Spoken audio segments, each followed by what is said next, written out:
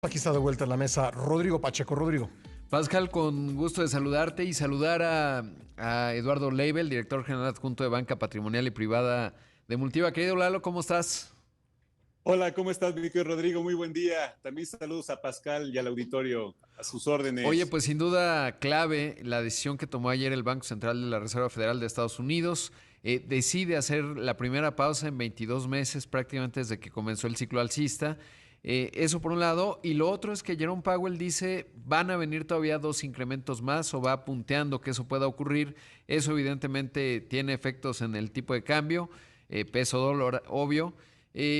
¿Cuáles son tus reflexiones si hoy el Banco Central Europeo también aumenta la tasa de referencia, independiente de lo que está haciendo el Fed, que está en pausa, México está en pausa? ¿Cómo lo ves, Lalo?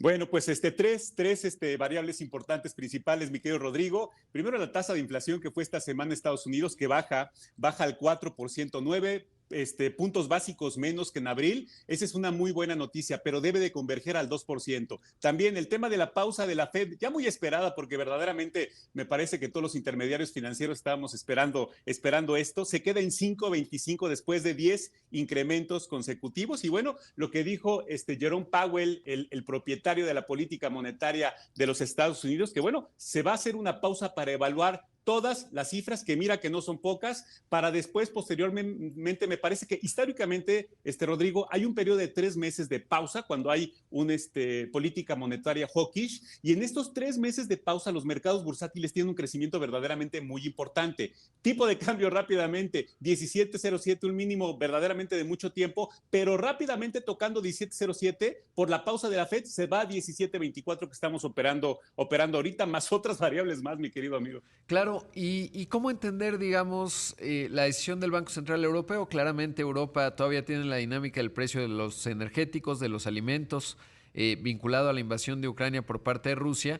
Pero en ese contexto, ¿qué tanto, digamos, es suma cero en términos de que se vayan a posiciones en euros y dejen algunas posiciones en pesos, si son comparables? Ahorita estaba revisando los datos del Banco Internacional de Pagos y prácticamente, obvio, por mucho el peso es la moneda de mercados emergentes que tiene más transacción.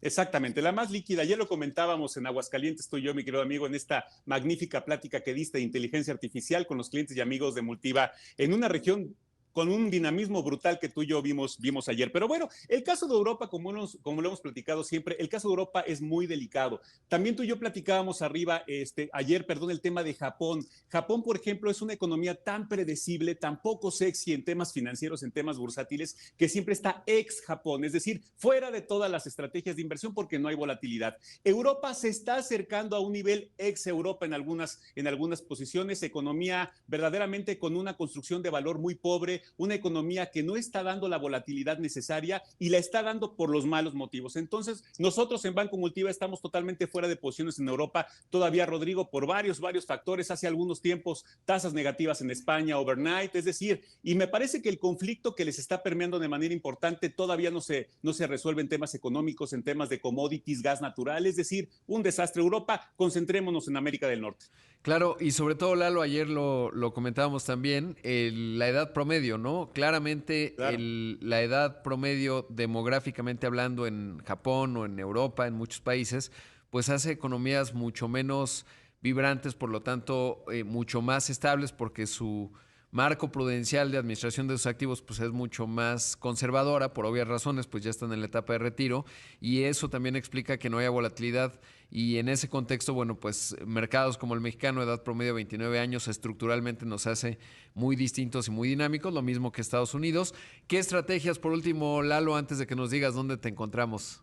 Bueno, pues estamos concentrándonos todavía en Estados Unidos, múltiplos bajos, altas tasas de interés en México, Rodrigo. En este año llevamos 13.79% de incremento en el Standard & Poor's 2023, Nasdaq 29.68%. Y si entramos ahorita todavía con múltiplos verdaderamente más baratos y en tipos de cambio cercanos a 17, pues imagínate el valor en el tiempo. Tasas de interés, aprovechémoslos hasta 12 meses, porque acuérdate que las tasas de interés pues tienen valor precisamente hasta 12 meses y se empiezan a diluir en el tiempo. Entonces, concentrémonos, capital de largo plazo, tasas de interés de corto, Rodrigo.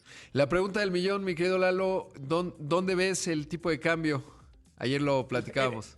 Sí, esa está complicadísima y el que diga dónde va a estar el tipo de cambio, verdaderamente todavía no lo encuentro. Si tomamos flujos, si tomamos operaciones de futuros en Chicago, Rodrigo, flujos futuros traídos a valor presente y otras variables, vemos el tipo de cambio a 9 meses en el primer trimestre sobre niveles de 18.25 a 18.50. Pero bueno, imposible contestar esa pregunta con el rompimiento de correlaciones que tú y yo tanto analizamos. Sin duda, Lalo, te mandamos un abrazo. Gracias, Lalo. Un abrazo, Pascal, Rodrigo, Banco Multiva, saludos. Gracias, Rodrigo. Gracias, Pascal.